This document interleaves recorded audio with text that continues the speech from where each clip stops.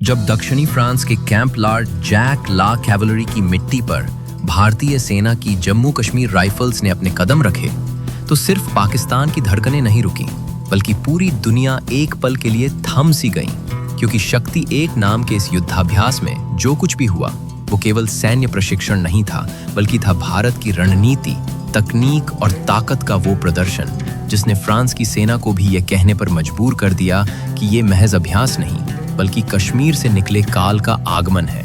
जी हाँ, शक्ति 8 भारत और फ्रांस के बीच होने वाला द्विवार्षिक संयुक्त सैन्य अभ्यास है। और इस बार जब भारतीय सेना की सबसे परखी, सबसे जुझारू और सबसे अनुभवी battalion Jammu Kashmir rifles France पहुंची, तो उनके मुकाबले उतरी फ्रांस की 13वीं डेमी ब्रिगेड डिलीजन एट्रेंजरे, जिनके नाम से ही यूरोप कांपता है। और जब ये दोनों ताकतें आमने सामने आईं, तो 96 घंटे तक चला युद्ध जैसा अभ्यास बन गया रणनीति, धैर्य, तकनीक और साहस का युग्म संग्राम। भारतीय जवानों ने दिखा दिया कि कैसे शहरी युद्ध में चुपचाप घुसना है, कैसे दुश्मन के ठिकानों पर बर्फ से भी ज्यादा ठंडे दिमाग से हमला करना है, कैसे 95% से ज्यादा शूटिंग एक्यूरेसी दिखाकर ये बताया जाता है कि एक गोली एक दुश्मन का मतलब क्या होता है। और जब बात आई तकनीकी युद्ध की, तो फ्रांस लाया अपने एडवांस ड्रोन और इलेक्ट्रॉनिक जैमर, जबकि भारत लाया स्वदेशी समाधान। और सिर्फ 22 सेकंड में भारतीय जवानों ने फ्रांसीसी ड्रोन को निष्क्रिय कर दिया।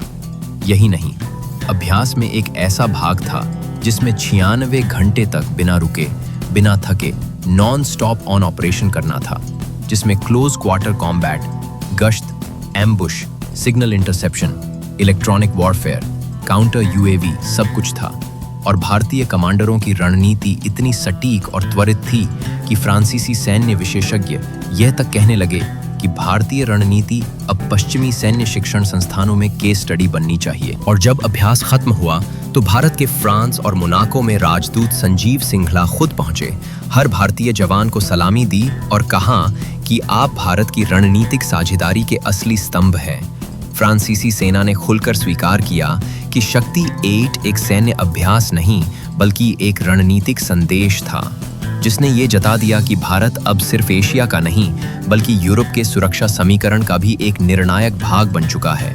और जब फ्रांस की धरती पर कश्मीर की घाटियों से आए जवानों ने अपनी बूटों की आवाज में भारत की शौर्य गाथा दोहराई, तो साफ हो गया कि भारतीय सेना अब सिर्फ सीमा की रक्षक नहीं, विश्व मंच की विजेता सेना बन चुकी है।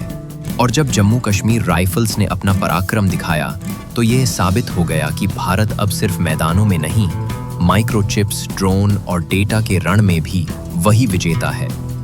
तो अगली बार जब कोई पूछे कि शक्ति 8 क्या था, तो कहिए, यह था शक्ति भारत की, यह था संकेत दुनिया के लिए।